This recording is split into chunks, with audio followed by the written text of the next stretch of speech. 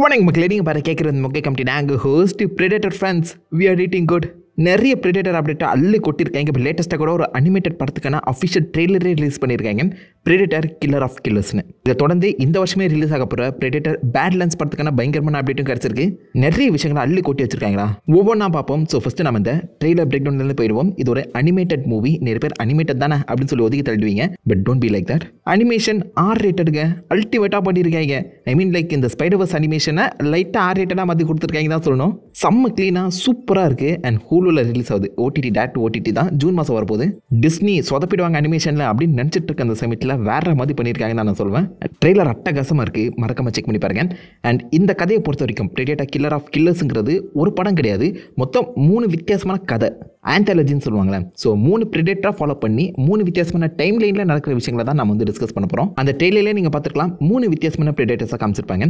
3 பேருமே different time லைன்ஸில் different ஏரியாஸில் போய் இறங்கி அங்கே இருக்கக்கூடிய முக்கியமான கில்லர்ஸ் வந்து பார்த்தீங்கன்னா போட்டு பொழுதுக்கிட்டுப்பாங்களாம்.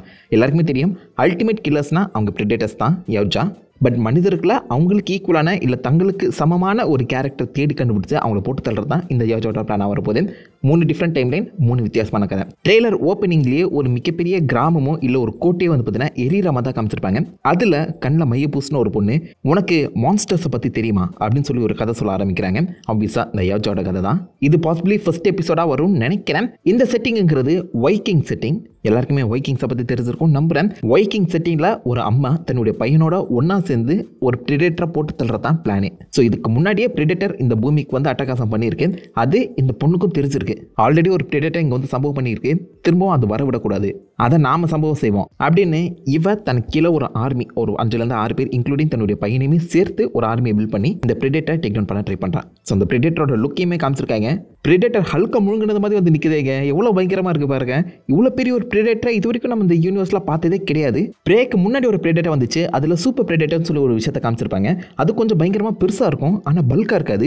இதை பாருங்க, செம்ம பல்காக இருக்குது. அண்ட் அட்வான்ஸ்ட் டெக்னாலஜி அது யூஸ் பண்ணுற மாதிரியும் தெரியல. ஆப்வியஸாக க்ளோக்கிங் மெக்கானிசம் இருந்தாலும் தோல் மேலே கன்னோ இல்லை கையில் ஏதாவது பயங்கரமான வெப்பன்ஸோ அந்த மாதிரி எதுவுமே இல்லை. ஜஸ்ட் ஒரு கோமணத்தை மட்டும் கட்டிட்டு வந்து சண்டை போட்டுட்டு இருக்கு. இதை பார்த்தாலே ஒன்றுக்கு போயிடுவாங்க. இது கூட சண்டைக்கு வர நிற்கிறாங்க பார்த்தீங்களா, அவங்கள பார்த்து என்ன செய்யறது, போட்டு பொழந்து கட்டுது. ஐ மீன் ரத்தம் தெரியுதுங்க. அனிமேஷன்ல அதை எங்கேயுமே அவங்க மிஸ்ஸே பண்ணல, தெளிவாகவே காமிச்சிருக்காங்க. It's going to be a R-rated animated series. Disney பண்ணுவாங்கன்னு நினைக்கல, பண்ணிட்டாங்களே. இதை தான் இந்த வைக்கிங் அம்மாவும் அவருடைய பையனும் ஒன்று சேர்ந்து ஹண்ட் பண்ணுற மாதிரி தெரியுது. அந்த யவ்ஜாவை சூப்பராக காமிச்சிருக்காங்க. லைக் அந்த பிரெடேட்டரோட லுக்கு அல்டிமேட்டாக இருக்குது. அதுவும் இந்த ஷாட்டெல்லாம் காங்கு மாதிரி அதோடைய நெஞ்செல்லாம் எடுத்துக்கிட்டா வேறு மாதிரி பண்ணியிருக்காங்க. பட் எப்படியோ இதை வந்து தண்ணி கடியில் முங்கடிச்சு கொள்றது தான் பிளானாக இருந்திருக்கு போல. பிகாஸ் இந்த ஷாட்டில் நீங்கள் பார்த்தீங்கன்னா அதே கேரக்டர் இந்த பிரெடேட்டரை தண்ணியில் விழுந்த ஒரு படகோட கட்டிட்டு எஸ்கேப் ஆகிற மாதிரி தெரியுது. ஸோ யவ்ஜாவில் ஆப்வியஸாக தண்ணிக்குள்ளே அதிக நேரம் இருக்க முடியாத அந்த சமயத்தில் ட்ரவுன் பண்ணி கொள்றது தான் பிளானாக இருக்குமோ, வாய்ப்புகள் அதிகம். பட் ஃபைட் வந்து பார்த்தீங்கன்னா அல்டிமேட்டாக இருக்க போதுங்க. பாசிபிள் ஃபர்ஸ்ட் எபிசோடாக இதுதான் வரும்னு நினைக்கிறேன். அதை தொடர்ந்து அடுத்த சீக்வன்ஸில் நீங்கள் பார்த்தீங்கன்னா ஒரு பிரெடேட்டர் நிறைய நிஞ்சாஸ் அண்ட் சாமரைஸ் கூட சண்டை போடுற மாதிரி காமிச்சிருப்பாங்க. ஆப்வியஸாக ஜப்பானீஸ் செட்டிங், டைம் லைன் என்னன்னு தெரியல. பட் ஜப்பானீஸ் செட்டிங்கில் இந்த பிரெடேட்டர் இறங்கி சம்பவம் செய்ய போது இங்கே பேக்ரவுண்டில் இன்னொரு கதை வர ஓடிட்டு இருக்கோம். அண்ணன் தம்பி சண்டைன்னு சொல்லியிருக்காங்க. அண்ணன் சாமுராய், தம்பி நிஞ்சா. இந்த ஷாட்டில் பார்த்தாலே தெரியும் நிஞ்சா மாதிரி செவத்துக்கு செவ தாண்டிட்டு ஓடிட்டு இருக்காரு. அண்ட் இந்த ஷாட்டில் நீங்கள் பார்த்தீங்கன்னா அண்ணன் கையில் அந்த சாமுராய் கத்தி எடுக்கிறாரு. ஸோ அண்ணன் தம்பி 2 பேருமே நிஞ்சா அண்ட் சாமுராயாக இருக்கும்போது இவங்க 2 பேருக்குமே ஒரு பிரச்சனை ஆரம்பிச்சிருமா. அந்த பிரச்சனைக்கு நடுவில் கௌஷிக் வந்தாங்கிற மாதிரி இந்த பிரெடேட்டருமே உள்ள இறங்க அந்த மொத்த ஃபைட்டுமே இவங்க மேலே திரும்புது. ஸோ மொத்த ஜப்பானீஸ் சம்மந்தப்பட்ட எல்லா ஃபைட்டர்ஸும் இந்த பிரெடேட்டரை தடுத்தே ஆகணும் அந்த மாதிரி தான் ப்ரெசென்ட் பண்ணியிருக்காங்க. அந்த மாஸ்க்கெல்லாம் வச்சு பார்க்கும்போது வித்தியாசமான ஒரு ஃபைட்டராக இருக்கும் போல தான் தோணுது. அண்ட் இந்த ஷாட்டில் நீங்கள் பார்த்தீங்கன்னா மாஸ்க் இல்லாத அந்த லுக்கையுமே காமிச்சிருக்காங்க. அவங்க அண்ணன் சாமராய் கூட சண்டை போட்டுருக்கு போல, கையில் பார்த்தீங்களா கத்தியை சொருகி விட்டுருக்கான். மாஸ்க் இல்லாத அந்த லுக்கு இப்போவும் பயமாக தாங்க இருக்குது பார்க்க. ஸோ பிரெடேட்டர் ஜப்பானீஸ் ஃபைட்டர்ஸை எதிர்த்து நிற்கிற மாதிரி ஒரு கதை போகுது. அண்ட் 3வது கதை தான் World War II கதை. இந்த ஷாட்டில் பார்த்தீங்கன்னாலே டிராஃப்ட்னு சொல்லி ஒன்று ப்ரெசென்ட் பண்ணியிருப்பாங்க.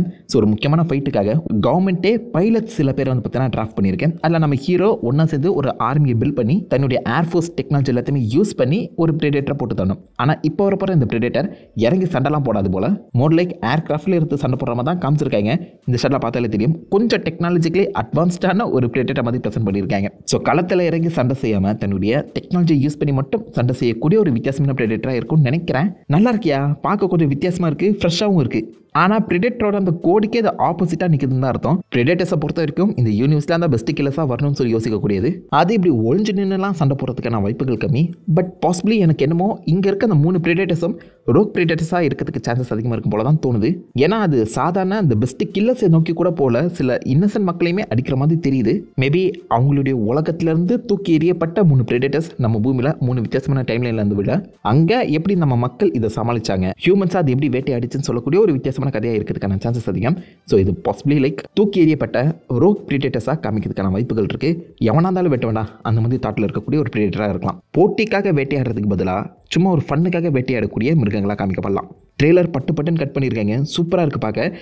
எபிசோட்ஸ் எந்த அளவுக்கு லென்த்தாக வரப்போகுதுன்னு தெரியல. பட் மோஸ்ட் லைக்லி செம்ம ஆக்ஷன் பேக்டான R-rated சீரிஸாக தாங்க வரப்போகுது. தாறுமாறு பண்ணியிருக்காங்க. இதேமே டான் ட்ராக்கன்பர்க், அதாவது ப்ரே படத்தோட டேரக்டர் தான் டேரக்டும் பண்ணியிருக்காரு. அண்ட் அவர் தான் அடுத்த படம் ப்ரே 2 ப்ரிடேட்டர் பேட்லேண்ட்ஸுமே டேரக்ட் பண்ணியிருக்காரு. ஸோ ஒரே சமயத்தில் ப்ரிடேட்டர் அனிமேட்டட் சீரிஸையும் ப்ரிடேட்டர் லைவ் ஆக்ஷன் படத்தையுமே பேக் டு பேக் டேரக்ட் பண்ணியிருக்காரு.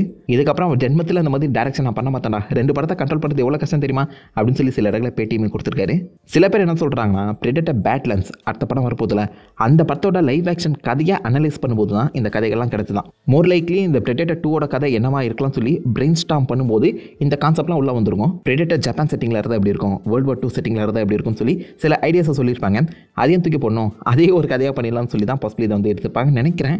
ஸோ பிரெயின் ஸ்டார்ம் பண்ணப்பட்ட கதைகளே இப்போ நம்ம கையில் கிடைக்கும் போது கண்டிப்பாக செம்ம ஃபன்னாக இருக்க போது நம்புறேன். பிகாஸ் ப்ரே படம் ரிலீஸ் ஆகிற வரைக்கும் ப்ரிடேட்டர் ஃப்ரான்ச்சைஸே முடிஞ்சு போச்சு அப்படி தான் சொல்லி நினச்சிட்டு இருந்தாங்க.